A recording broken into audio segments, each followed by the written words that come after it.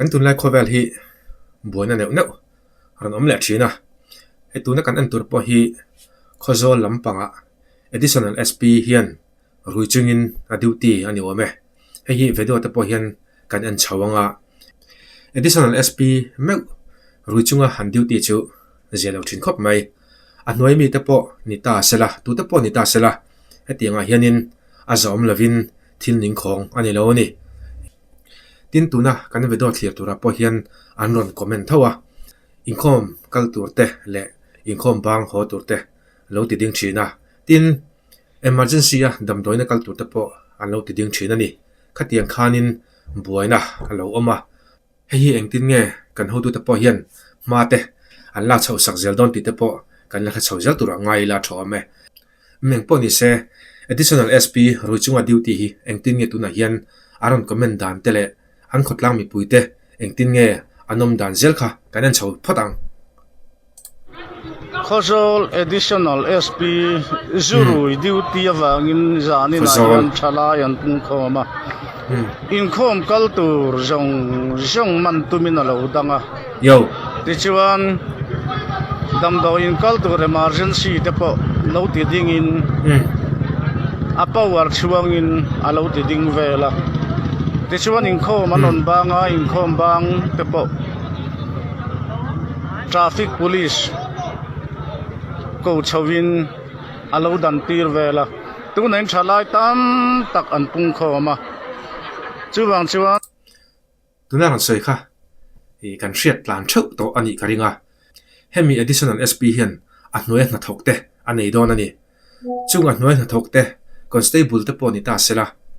ruichunga duty hi thil tha ni lem lo khop maya azom lo boka tin mol pho na chikhatani department lama po department lam pangthlang point amol pho thlaka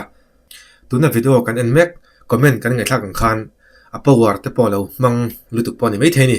chuwang chuan khatiang kha a thalo khop maya e poni se khotlang tana rongbol anni na la hi an hriat nge nge nga ya a chan chu diklo dewa thil an ti kha amoi lowa thil ti chi poni lem lo chuwang chuan atul dana zirin kan hu tu te po in ma an lak chho angai don ani thala te han lung oi theilawa additional SP hi chiang takin zuar huyani ti hi mu theina oma chu azialo khop mi mai puilung oi lo ti hian tlangwal lung oi lo an pung khoma ti chuan tuna hian boruak hi a so sang khop maya hei hi kan sarkar te pon sia se hetiang mi ringot thi chu police atang hi chuanin ve to lo se ti hi kan du dan le an ngai dan ani he ngang mi te an duty chung hi chuanin ram hi fel don lo khwa hi fel don lo chu wang chuan hela ya hian mi pui tam takin an lungoi lo nan lan tir ani ti chuan khozol sp a khozol sp office a thana a zuwa ruilo ham tir ani ya amai ro chu khozol police motor mangin ran suai chawani ya a in thleng le turpon police in an ga chuak veka chutiang chu adin mun ani ya chuwang chuan he thil hi lungoi tha lo hle maya hei hi chu kan thu nei tu ten arang lama an suspend hi khozol mi puiten kan thu tlat ani buaina bul hi additional sp ani zurui chunga duty tura ko chua wang ani chu abul berani ye ava 0m khatuna kan hriat ang khanin zurui chunga duty ani a tuntum zet zong hetia anga borok te hi aron thlen le tak ti hi ka ngai tu ve de mai mi mal teng ka ngai tu a viewers te po hanin enge in ngai dan comment section a khanin kan lo sei le anga heng an hnuai thok te ho po hi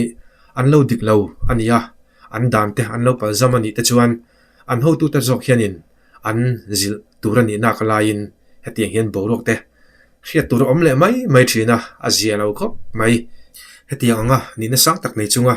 borok danglam tak han siam te phei chu thil dik lo tak ani a chuwang chuan khozol lama po ki an thalai te mi pui an lung oilo an pung khoma heti ang borok hi riat tur hi om to lo sela du sa mani engpo ni se khozol additional sp chungchanga reaction kan nei thei ni phot sela ti chuan ngang pui kai khuwa a tlangwal kum som prok mi gideona karani na mana aborala azia lo thin khop maya hemi chungchanga chanchin kim changjok kol record pu aro lu puya an biakna kan ngai thanga ti chuan kan ngai thak tak tak ma in edilal engmoya channel hi ala subscribe lo te kan omni chuan kan lo subscribe sak thau donia en poni se kan ngai tha chawle photang khiết ang temin ham khil do na mi kan khiết til dan tu ting hi dia kan khom bang se school kan bang ko kan ku butri kan nei don chi kan thu khom lo mo ta chuan kan heta chuan kan han kal khom alu le pa ka zo tak an lo an tur atila tak chuan mo khomoi lama kan kho the do ma hin han tlan pui ve a ma se an khalo chat to a ing tin nge man dan che kho chu nga mi man ba ru man ti fai mo in tharan lu do na nak tuk tuk le hian ani chu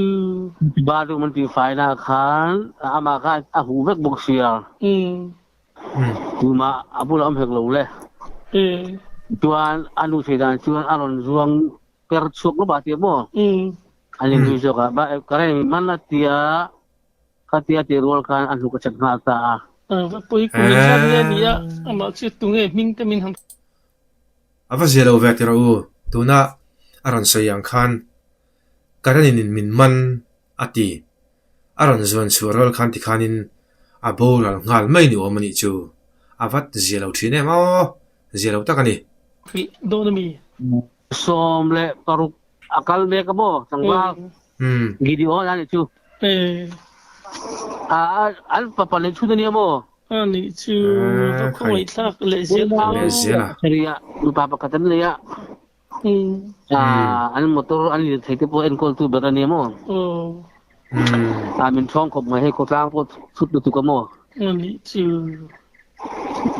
nge pathin ni ya badum 25 an li 7 le ni mo